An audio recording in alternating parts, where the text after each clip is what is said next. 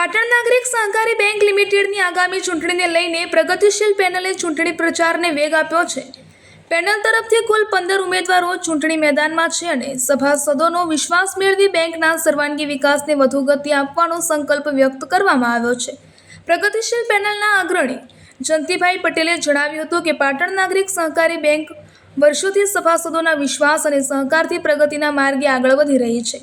Bank પારદર્શક વહીવટ, વિશ્વાસપૂર્ણ કામગીરી અને સભાસદ કેન્દ્રિત સેવાઓ દ્વારા આગવી ઓળખ ઊભી કરી છે। આગામી સમયમાં પણ આ વિકાસ યાત્રા અવિરત રહેશે તે માટે પ્રયત્નશીલ પેનલે સમર્થન આપવા તેમણે સભાસદોને અપીલ કરી હતી। પેનલના ઉમેદવાર મહેન્દ્રભાઈ વકીલે જણાવ્યું હતું કે બેંકના દરેક સભાસદના હિતને પ્રથમ સ્થાન આપવામાં આવશે। સભાસદોને વધુ સારી અને આધુનિક બેન્કિંગ સેવાઓ ઉપલબ્ધ થાય તેમજ બેંક સતત પ્રગતિના નવા આયામો સર કરે તે દિશામાં સમગ્ર પેનલ નિષ્ઠાપૂર્વક કાર્ય કરશે। તેમણે તમામ સભાસદોને પોતાના મતાધિકારનો ઉપયોગ કરી વિકાસને મત આપવા અનુરોધ કર્યો હતો। પ્રગતિશીલ પેનલના નેતા મનોજભાઈ પટેલે જણાવ્યું હતું કે બેંક માત્ર નાણાકીય સંસ્થા નહીં પરંતુ હજારો સભાસદોના વિશ્વાસનું પ્રતીક છે। બેંકની વિકાસ યાત્રા સેવા અને પારદર્શિતાની પરંપરાને વધુ મજબૂત બનાવવા માટે સભાસદોનો સહયોગ ખૂબ જ જરૂરી છે। તેમણે વધુમાં વધુ સભાસદો ચૂંટણીમાં હાજર રહી પ્રગતિશીલ પેનલના તમામ 15 ઉમેદવારોને ત્રાજવા નિશાન સામે મત આપી વિજયી બનાવવાની અપીલ કરી હતી। પ્રગતિશીલ પેનલે વિશ્વાસ વ્યક્ત કર્યો છે કે સભાસદોના આશીર્વાદ અને સહકારથી પાટણ નાગરિક સહકારી બેંક વિકાસ, વિશ્વાસ અને ઉત્તમ સેવાઓના નવા સપનાઓ સર કરશે। Reporter Rajubhai D Patel. તમે જુઓ, એક વખતમાં જબરજસ્ત ચૂંટણી થતી। મને ખબર છે કે ચૂંટણી જોઈએ ને આપણે તો વિધાનસભા જેવી ચૂંટણી થતી અને ઘણી વખત કોઈ એકલા લડવાવાળા હોય, બરાબર। એટલે આપણે આ બધું કરેલું છે એ હવે ધીરે ધીરે આપણે સંગઠિત થઈ અને આપણું પ્રભુત્વ બતાવી અને હમણાં જે વાત કરી કે પેનલ તૂટે, ક્રોસ કરી શકશો જ નહીં તમે હોળમાંથી। અમે કાલમાં જઈશો એટલે ગણવા જઈશો તો હોળ થશે કે ઓગળી થઈ, એવી જો ભૂલ કરશો ને તો તમારો ધક્કો પડશે। એટલે મહેરબાની કરી પેનલ ટુ પેનલ વોટ, 15 ઉમેદવાર, ત્રાજવું નિશાન અને આપણે જો આ વખત જતીનભાઈને વિજેતા કરશું તો આવતી વખત આપણા એકલા 2 ઉમેદવાર હશે।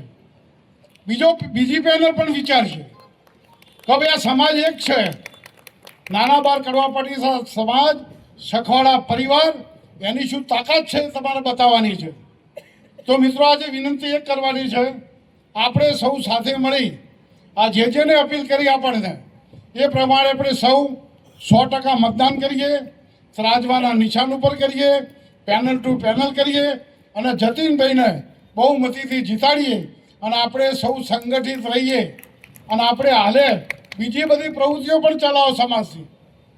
બધા સમાજો અનેક તમારા 5 ભાઈના વહુઓ હોય, દીકરા હોય, દીકરીઓ હોય, બધું હોવાનું। એ ઘરમાંથી અમે સિલેક્ટ કર્યું કે ભાઈ આપણા ઘરનો વોટ તો સામે નથી જવાનો, ફાઇનલ બરાબર છે। એવી રીતે અમે 200 મત જુદા કર્યા છે કે 200 મત આપણા સગાવાલાના આપણે આપ્યા હોય બધા જ, એ બધા મત જુદા કરો અને 200 મત પેનલ ટુ પેનલ પડવા જોઈએ। કમસે કમ 200 ના આપણે થોડા ઓછા તો 150થી તો ઓછા ના જ હોવા જોઈએ ક્રોસિંગમાં, તો જ આપણે પેનલને વિજયી બનાવી શકીએ। ખાલી હવામાં વાતો કરવાથી પેનલો જીતતી નથી, એના નક્કર આયોજન માઇક્રો પ્લાનિંગથી થાય।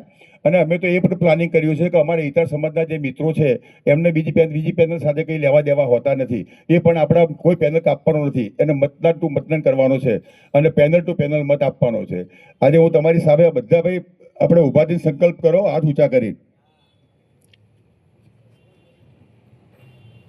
અને બોલો કે અમે પ્રતિજ્ઞાપૂર્વક જાહેર કરીએ છીએ કે અમારા પરિવારના, અમારા અંગત સગા સંબંધીના તમામ વોટ પેનલ ટુ પેનલ અપાવીશું અને કોઈ પણ વોટ ક્રોસ નહીં થાય એની સંપૂર્ણ ખાતરી રાખીશું। બોલો ઉમિયા માત કી જય। પાટીદાર સમાજના જે વડીલો આગેવાનો ભેગા થયા છે એમને મારા સાદર પ્રણામ, વંદન। તમે મારી અગાઉ ઘણી વાતો અહીંયા કરી છે, પણ જેડી કાકાએ હમણાં જે સંકલ્પ લેવાની વાત કરી એમની વાત સાથે હું સંમત છું। અને અમારો તો અનુભવ ધનજી કાકાને છે, હું ધનજી કાકા બે સાથે પેનલમાં લડ્યા હતા અને અમે જીત્યા પણ હતા। એનો કમલ ને એ બધા સાક્ષી છે, બીજા બધા તો કોઈને હોય કે ખબર ન હોય પણ એ હતા. પણ એ વખતે આટલો બધો પ્રતિષ્ઠાભર્યો જંગ નહોતો. આ વખતે જંગ થોડો પ્રતિષ્ઠાભર્યો છે. હમણાં દિલીપભાઈએ કહ્યું તેમ હું રોજ કહું છું આ વાત કે કૃષ્ણ ભગવાને ગીતામાં કૃષ્ણને જ સંદેશ આપ્યો હતો. ત્યારે આપણે સૌ જાણીએ છીએ કે કૃષ્ણે લડવાની ના ભાઈ અર્જુને લડવાની ના પાડી ગઈ તો મારા કાકા બાપા